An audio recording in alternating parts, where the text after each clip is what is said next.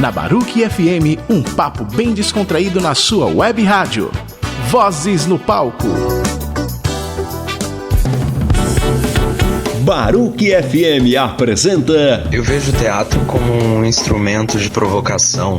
O teatro pra mim ele é tudo. Hoje eu não vivo mais sem ele. Em produção. O teatro pra mim é a união de várias pessoas que tem algo a mostrar, que tem algo a falar pra sociedade. É uma grande responsabilidade. Casa lotada, energia muito boa. Simplesmente incrível.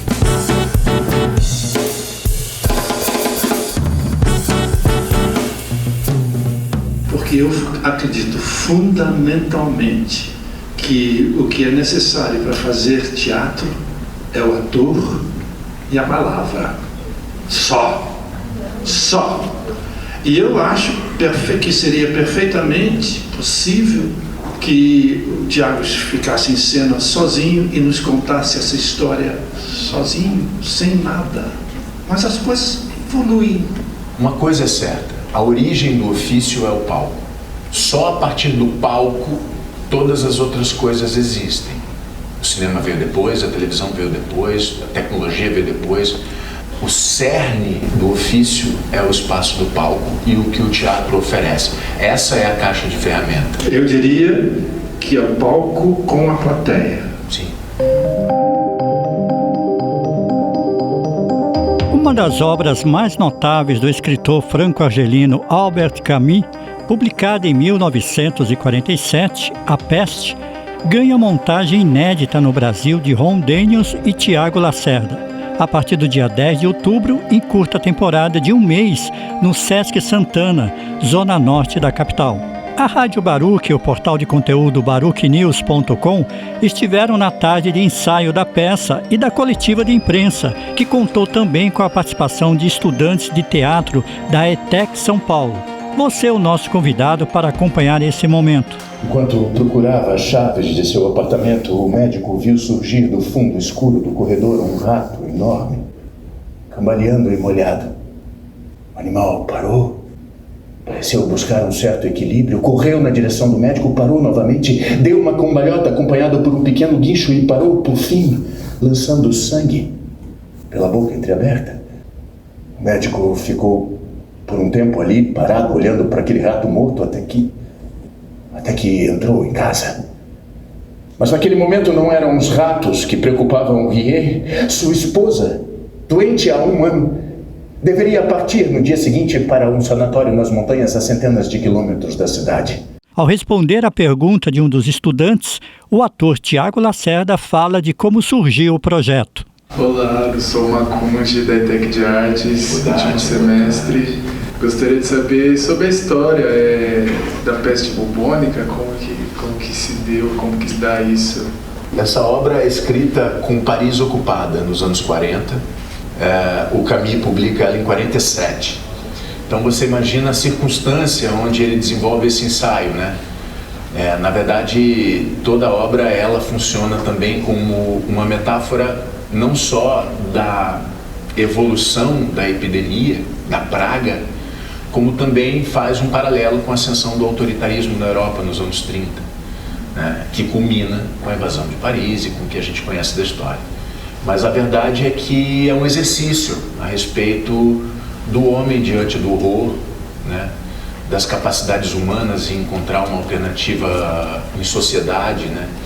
Esse aqui é um pouco o panorama da peça. E à medida em que a epidemia evolui, à medida em que a epidemia avança, os seres humanos vão procedendo como uma espécie de protocolo humano, né?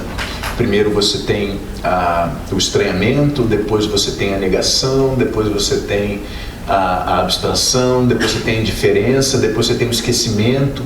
Então são uma série de etapas que, de uma certa maneira, nós que fazemos parte dessa geração acabou conhecendo um pouco, né? Essa memória do horror, do ser humano com medo, do ser humano acuado diante de uma força da natureza muito mais poderosa, muito mais misteriosa, né, e avassaladora. A gente vivenciou tudo isso, né? Esse projeto é um projeto que nasce na pandemia, isso é um filhote da pandemia. Durante esse período de clausura nós nos falamos, E o Ronaldo na pandemia lembrou, disse, olha o que eu estou lendo, eu estou lendo o Camus e tal, estamos em pandemia. Tempos depois, a gente teve a ideia de adaptar, o Ronaldo propôs a ideia de adaptar a Peste para que a gente fizesse no formato online. E muitas coisas aconteceram, uma história um pouco longa. O fato é que a peça ficou guardada para que quando terminasse a pandemia e a gente retomasse com a normalidade das salas de apresentação, a gente traria o espetáculo para a cena. E cá estamos. Então, na verdade, tudo isso aqui é também uma memória da violência e da injustiça a qual fomos submetidos.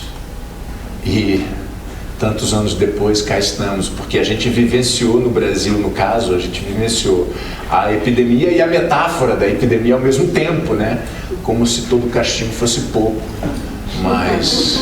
Mas a verdade é que essa obra é uma obra que abrange não só o aspecto da doença, da praga, como também o aspecto da violência e do autoritarismo humano. Olá, boa tarde. Meu nome é Beatriz, eu sou da ETEC de Artes também, faço teatro. Primeiro eu queria falar que eu gostei muito, né, desse trechinho. Do trechinho? Muito legal. Ficou a fim de voltar então para ver o final? Sim, eu achei bem legal o som também, a sonoplastia, que deu um choque assim porque é uma pessoa só, né, fazendo a peça, então... É meio inacreditável. É meio inacreditável, e eu ia perguntar justamente disso, porque fazer sozinho contar toda essa história deve ser mais difícil, né?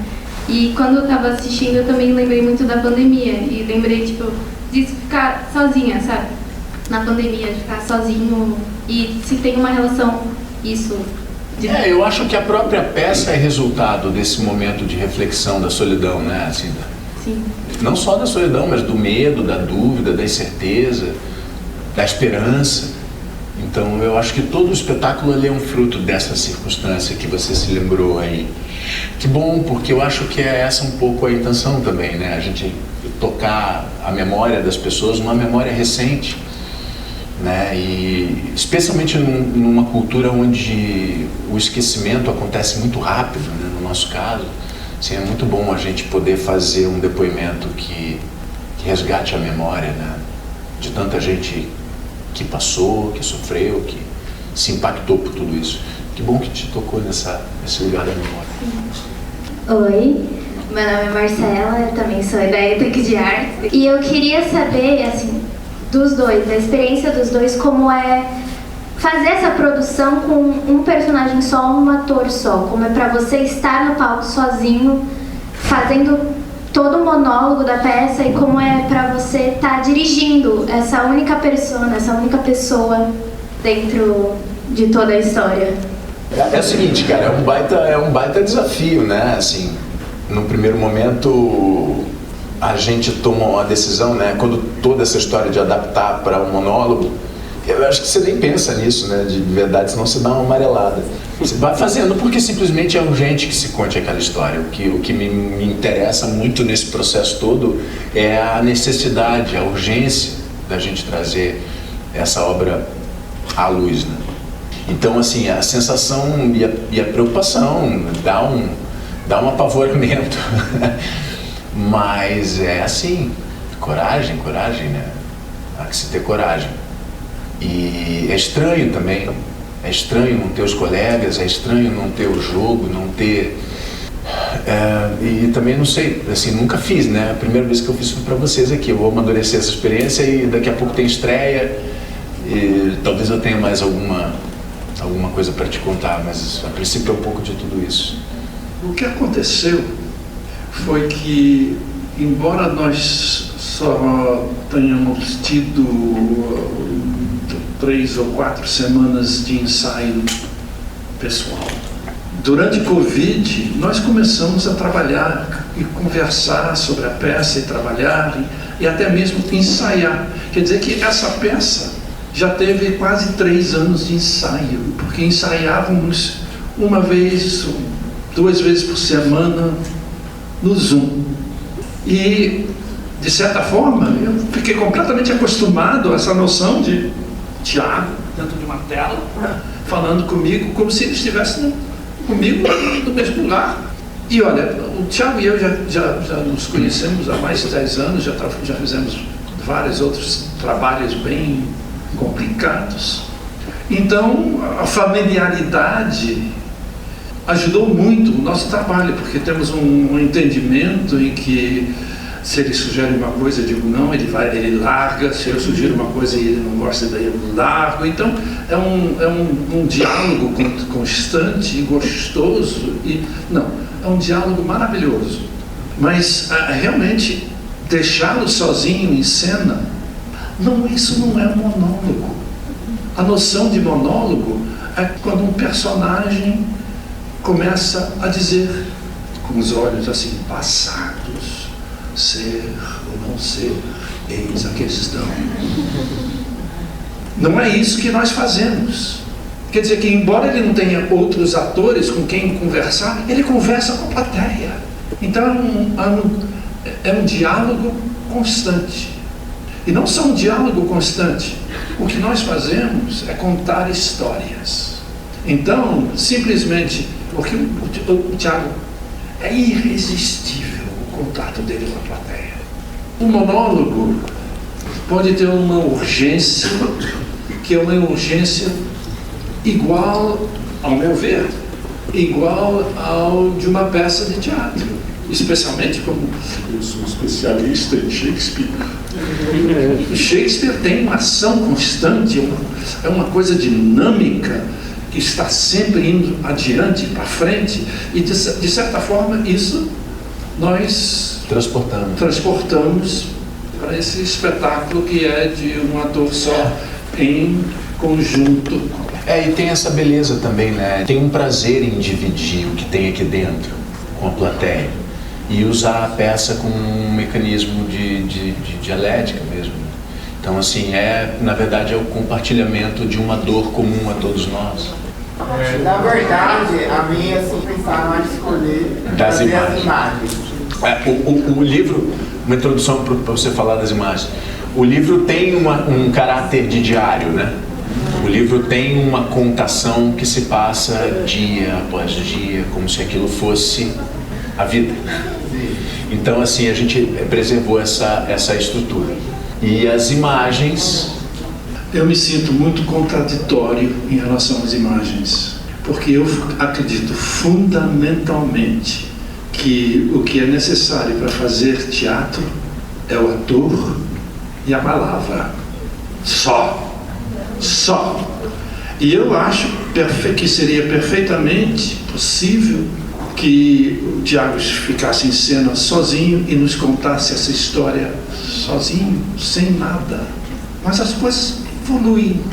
Thiago faz um espetáculo que é o Quem Está Aí, em que ele fica em cena sozinho e ele faz todos os monólogos do Hamlet, do Macbeth, do Ângelo, Medida por Medida, e tem uma força extraordinária. Quando eu comecei a pensar nesse espetáculo, de certa forma nós pensamos, vamos desenvolver isso mais para ver onde dá. Se realmente o uso das projeções criam um nível adicional que pode ser muito interessante, que pode ser perturbador e desconfortável, mas nojento, também aterrorizante. Mas eu tenho pena desses ratinhos. Eu tenho uma pena deles, tadinhos. Mas não faz mal. O problema é que daqui para diante tem mais ratos ainda. Até que eles desaparecem. Como diretor, me interessa explorar. Embora eu continuo a acreditar que o fundamental é o ator e a palavra. Mas peraí, por que dá para fazer outras coisas também? Então, vamos ver onde que dá. Quando a gente está fazendo um espetáculo, a gente nunca tem certeza de nada. É sempre uma viagem de descoberta, à procura de uma linguagem que a gente não conhece. Então, fazer um espetáculo é realmente ver se entramos num nível mais interessante, daí o que vai dar. Mas a verdade é que, fundamentalmente, é o ator e a palavra. Mas graças a Deus nós temos um ator que adora a palavra, que gosta de falar, que tem respeito ao texto. Então, será que nós não temos as duas coisas, o ator e a imagem? Como é que elas se entrosam, se contradizem, se complementam? Tem uma influência também da própria pandemia, né? Porque toda essa história começa com uma encomenda que não funciona e a gente teve que ter uma adaptação. E a adaptação que a gente foi obrigado a fazer foi a compilação dos monólogos do repertório que a gente tinha, das peças, que o Ronaldo colocou aqui. A gente faz, já é um espetáculo que a gente já faz há algum tempo, que é o Quem Está Aí, que é uma reunião dos monólogos das 3 peças, o Hamlet e o Macbeth, medida por medida. E por conta da pandemia e por conta desse improviso que a gente foi obrigado a fazer em função do que se passou, de conseguir os direitos, a gente ia montar a Peste online num formato pandêmico. E aí não conseguimos, por conta dos direitos, um processo complicado. E aí a gente decidiu, para não deixar de fazer, adaptar. Então a gente teve muito pouco tempo, foi uma semana que a gente teve para adaptar ali o Quem Está Aí, para poder fazer. E as circunstâncias exigiram o uso da tecnologia, câmera, computador, transmissão. Por conta disso a gente tinha uma série de outros elementos tecnológicos que fizeram parte do Quem Está Aí. E quando a pandemia foi desaparecendo por si só, a verdade é que o Quem Está Aí, quando vai para o palco, a gente trouxe essa memória da maneira como a gente fazia. Então quando eu faço, tem uma câmera que transmite o que eu estou fazendo, mas não mais online, transmite para um telão atrás de mim. E aí isso acabou criando uma experiência, né, sensorial para a plateia. Ao mesmo tempo que é teatro, tem também uma coisa e tal, e a gente ficou nessa porque era a herança da pandemia. E isso acabou respingando de uma certa maneira na Peste, o uso da coisa da imagem, do telão. Isso é na verdade uma influência do Quem Está Aí, e eu particularmente acho super legítimo, porque pessoalmente é uma intenção de preservar essa memória do que nós vivemos, né, naquela labuta em clausura e tal.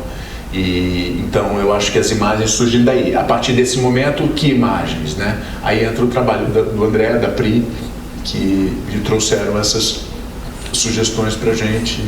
Eu queria fazer uma pergunta não exatamente sobre o monólogo, mas você como um ator, um artista que trabalhou em tantas obras diferentes assim, ao longo da sua carreira, ao longo dos anos, qual a maior diferença para você de atuar na TV, né, e atuar no teatro?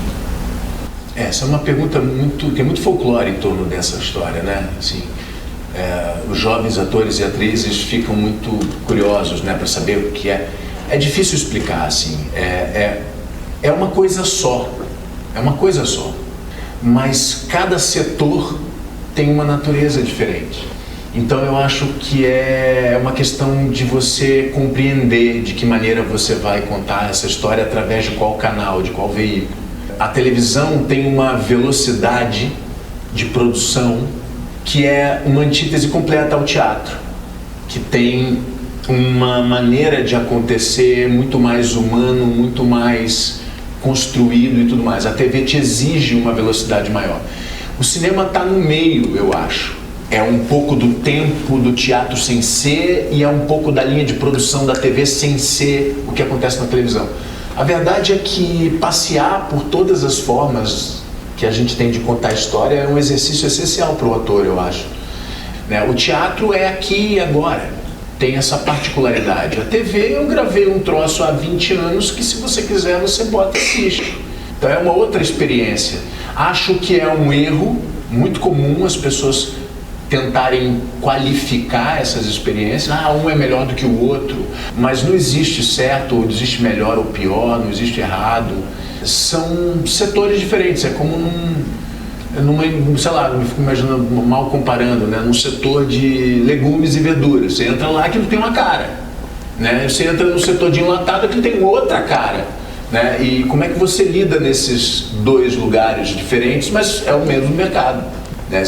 Contar a história, é o nosso ofício, é o nosso trabalho. Eu aprendi muito, cada lugar por onde eu fui com as minhas histórias, eu aprendi coisas diferentes que eu uso cada um deles, mas o procedimento, o tempo, a maneira como aquilo acontece é completamente diferente. Como diretor, e diretor não de televisão, hein? Nunca fiz televisão, nem quero fazer. Mas vendo o que o teatro, especialmente o teatro clássico, exige, é uma análise e um trabalho incrivelmente rigoroso em cima do texto. Isso pode provocar uma certa reverência, uma certa seriedade, mesmo uma certa técnica que pode se tornar triste e até mortal. O que o trabalho do ator na televisão exige é essa sensação de improviso, dessa sensação que o que está acontecendo agora, nesse instante, surpreende e você reage. E é isso que eu gosto tanto do trabalho do teatro, porque o teatro tem essa exigência do ator clássico que vê o rigor, a análise do texto, mas também por causa do trabalho na televisão e no cinema dele, ele também tem uma sensação de improviso em tudo que ele está fazendo, um frescor que é maravilhoso. Mas essa é a diferença, para mim essa é a diferença.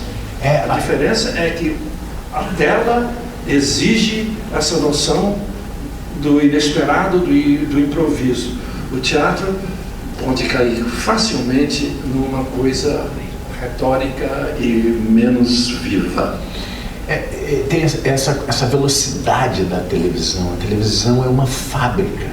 É diferente, a natureza da coisa é diferente. E ela exige essa velocidade, essa capacidade de você lidar com uma cena que você tem que fazer amanhã. Às vezes o cara escreveu hoje.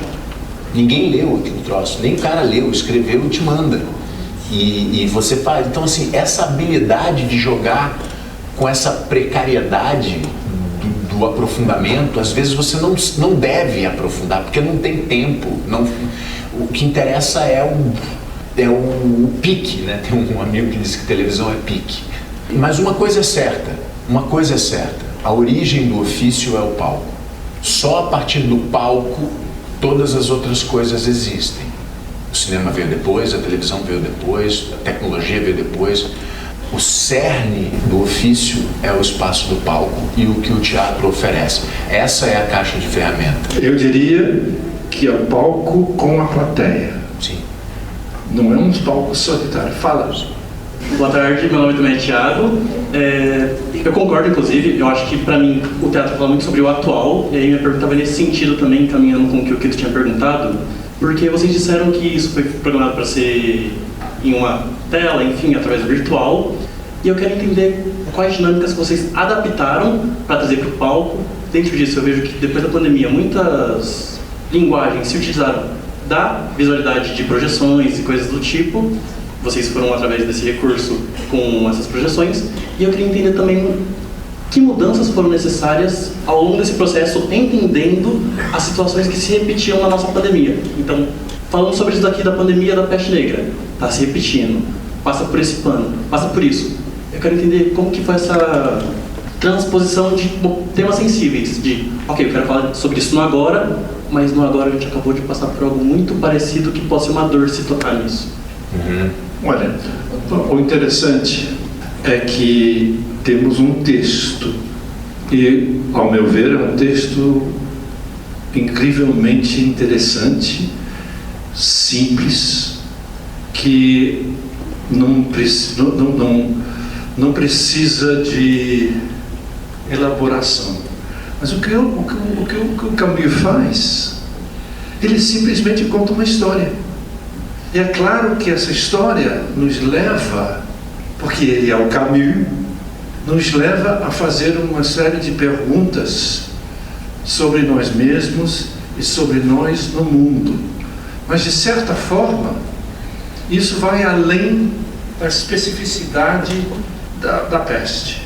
É o encontro do homem com o absurdo da vida.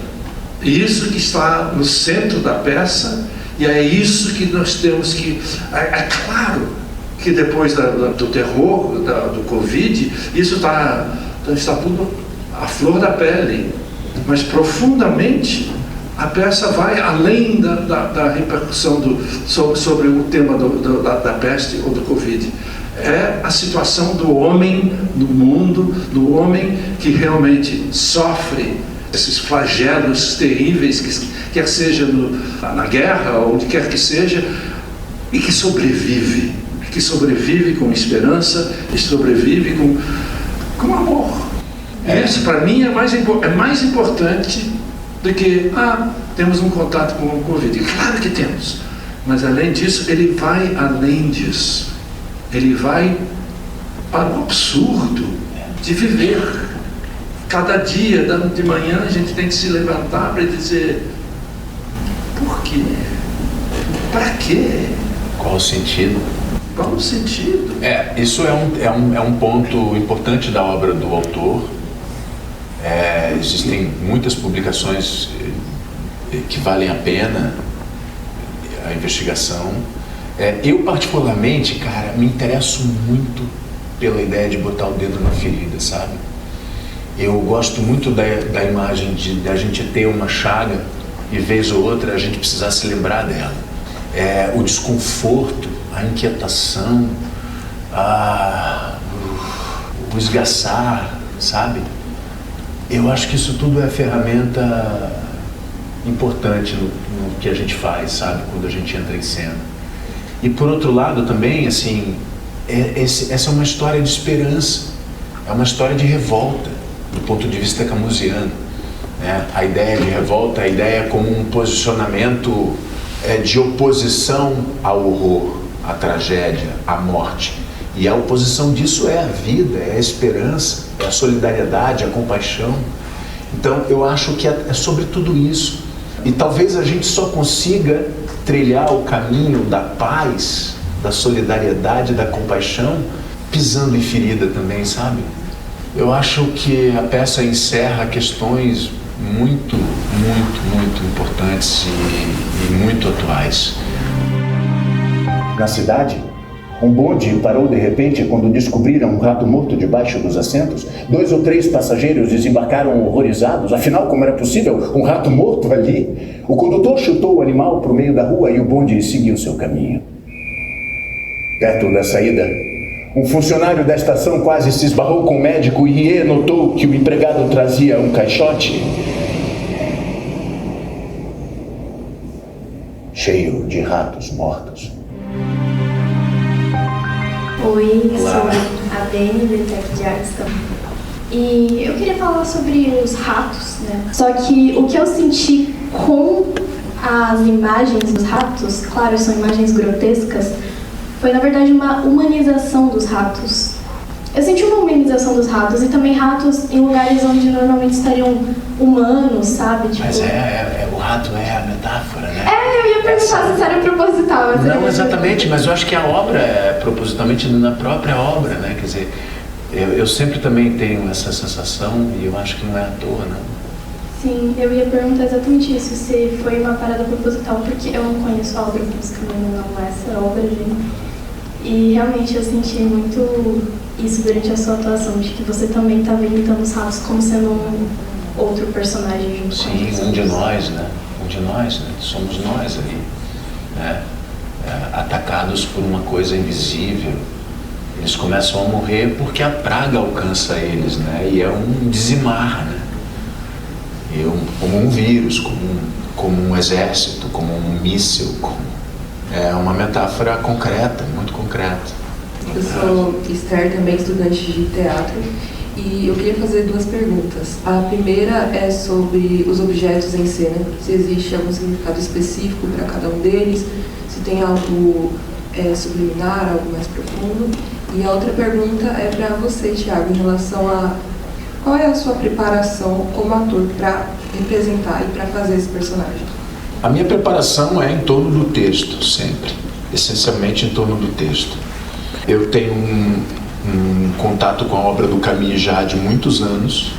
E durante a pandemia, antes até do trabalho com a peste, eu voltei à memória desse meu estudo do Camus ao Sísifo, ao Estrangeiro, ao Estado de Sítio e tudo mais, a própria biografia dele.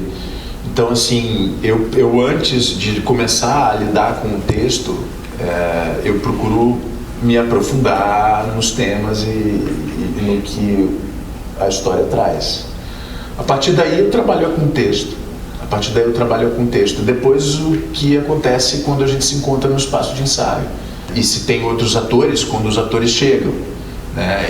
E são camadas que vão sendo sobrepostas e a gente vai encontrando. Esse processo é que, por exemplo, na televisão ele é muito difícil. A gente está em torno disso oficialmente há 4 meses, mais ou menos. E imagine, em 4 meses eu já gravei 110 capítulos. Então, a minha preparação para essa peça, essencialmente, foi muito por aí. Em torno da obra, em torno de resgatar o que eu já sabia, o que eu já conhecia e o que o texto tem a ser revelado, né? E depois, quando eu encontro o Ronaldo, aí vem a ideia do que ele está pensando, eu começo a entender o que ele está vendo, o que ele está imaginando, de que maneira eu me encaixo nisso ou não. E a última camada é quando entra o público. A última camada, e é isso, assim, um processo vivo, é um processo que não termina, né? O público de hoje é diferente do público de amanhã. Então, de que maneira você joga com isso? E tudo isso vai montando, tudo isso vai construindo o espetáculo diretamente. Eu já montei espetáculos enormes, com cenários gigantescos, mas à medida que eu vou ficando um pouquinho mais experimentando, eu estou gostando muito de uma ideia cada vez mais minimalista. E é claro que, olha, o resultado que vocês veem em cena é o resultado de várias sensibilidades que se juntam. É o cenógrafo, é o iluminador, é a sonoplastia. Então, todos nós chegamos ao momento de começar o trabalho e o diretor, então, tem que ajustar e criar um todo que faça sentido. E, de certa forma, isso que vocês estão vendo é uma espécie de minimalismo. Nós queríamos o escritório, consultório do médico na trincheira de guerra. Então, é só isso. Precisamos de uma... Ele não gosta dessa cadeira, dessa mesa, mas eu gosto. Essa mesa linda. E só porque nós precisamos de 2 cadeiras, apareceram 2 cadeiras e um armáriozinho aí para que ele possa, na hora de descansar, ele possa ir lá, pegar um whiskyzinho, um conhaque, acabou. É só isso, não precisa de mais nada. Precisa do ator e da palavra. Então, esse minimalismo cada vez mais severo, mas que também espero que tenha em si uma beleza profunda. É isso que hoje em dia eu estou atrás. É a minha procura, o meu objetivo. O meu nome é Afrânio, da Rádio Baruch, e a peça, ela traz esperança, que é uma palavra que quando a gente entra no hospital, que a gente sente. Quando eu entrei no pronto-socorro, que eu olhei para trás, eu vi a minha família, a gente não tinha mais a certeza se ia ver, iria se reencontrar, se ia ver mais ou não.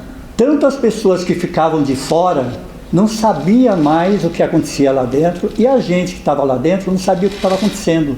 E a peça, ela me trouxe muito isso, muito essa sensação, mas ao mesmo tempo de esperança, que quando a gente sai do hospital, que eu saí 8 dias depois, a gente olha e fala, tem uma segunda chance. E aí eu queria perguntar a questão que eu sempre digo, até para o pessoal que está aqui, esse pessoal que está se formando, está estudando, gosta de teatro, é a força do teatro. É essa questão de como o teatro é esse palco do relacionamento, mas que transforma, que muda completamente. Não, e como o teatro é revolucionário, né? Como é potente. Você imagina, a gente está no século XXI, todo mundo tem uma tela de celular na mão, né? A gente se reuniu para estar aqui ouvindo uma pessoa falar. É analógico pra caralho, né? E ao mesmo tempo é um movimento de resistência humano, uma tradição muito antiga, antes de qualquer possibilidade de informação rápida e crop, estica e aperta e pá, e vira e volta e tudo na mão, essa velocidade com que a gente vive hoje, a relação da vida como a gente conhece com a tecnologia, e de repente a gente guarda tudo. Seres humanos se encontram numa sala, senta durante 1h10, 1h15, eu ouvi um cara falar, contar uma história, oralmente. Isso é antigo, isso é originário, é primitivo, é potente, é poderoso, é um movimento, é um ato de resistência, é um ato revolucionário.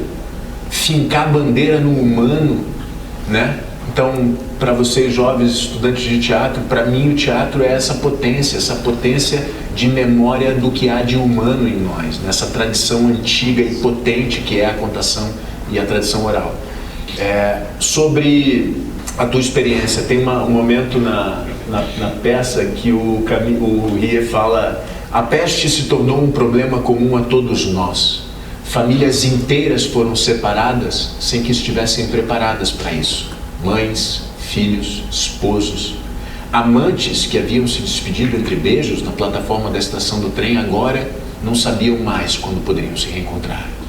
Essa sensação do exílio que o Camus traz, né, como reflexão, essa sensação da separação, da ausência de contato, da voz, do olhar, do toque, do cheiro das pessoas, esse aprisionamento, né? Essa sensação. E no final do espetáculo tem um momento em que ele diz, esse depoimento é um depoimento em favor das vítimas, para que a gente não esqueça, né?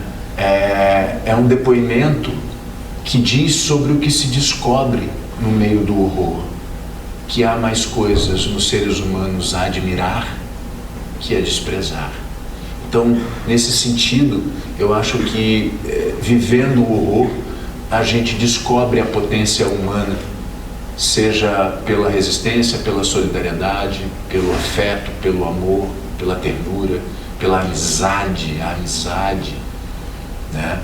Então eu acho que, acima de tudo, é um grito de revolta, é um texto de revolta camusiana. E olha, uma das coisas que nós pensamos em termos do espetáculo, que também fala dos ratos, é que o espetáculo começaria num preto e branco rigoroso. Mas o que vocês não puderam ver, porque só viram os primeiros 10 minutos da peça, mas que vão ver quando vocês vierem de novo, é que a peça termina num colorido enorme, cheio de energia, de esperança, de vida, porque quando a peste desaparece, eles começam a soltar os fogos, e então enchemos esse palco que começou em preto e branco, volta a ter uma vivacidade, uma vida que termina essa trajetória num momento de esperança. As coincidências são muitas se comparadas à nossa situação atual. Mas o que mais se destaca na obra é a forma sensível, inteligente e perspicaz com que o autor aborda a condição humana no amor, no sofrimento, no exílio, na luta pela justiça e na coletividade. Destaca o diretor Ron Daniels. É o encontro do homem com o absurdo da vida. É isso que está no centro da peça, e é isso que nós temos que... É claro que depois do terror, do Covid, isso está tudo à flor da pele, mas profundamente a peça vai além da repercussão sobre o tema da peste ou do Covid. É a situação do homem no mundo, do homem que realmente sofre esses flagelos terríveis, quer seja na guerra ou onde quer que seja, e que sobrevive com esperança, e sobrevive com amor.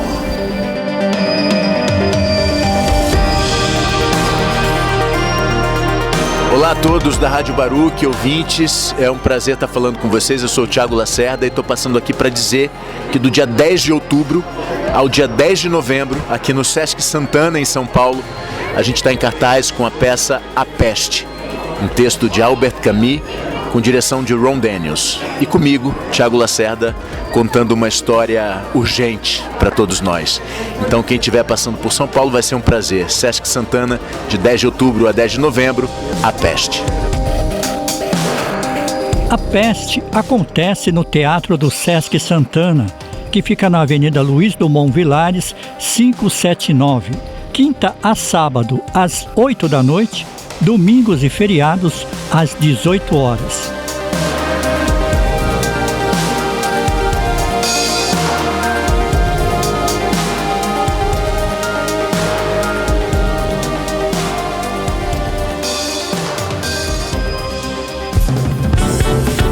Baruch FM apresentou. Eu vejo o teatro como um instrumento de provocação. Ah, o teatro pra mim ele é tudo. Hoje eu não vivo mais sem ele. Em produção. O teatro pra mim é a união de várias pessoas que tem algo a mostrar, que tem algo a falar pra sociedade. É uma grande responsabilidade. Casa lotada, energia muito boa. Simplesmente incrível.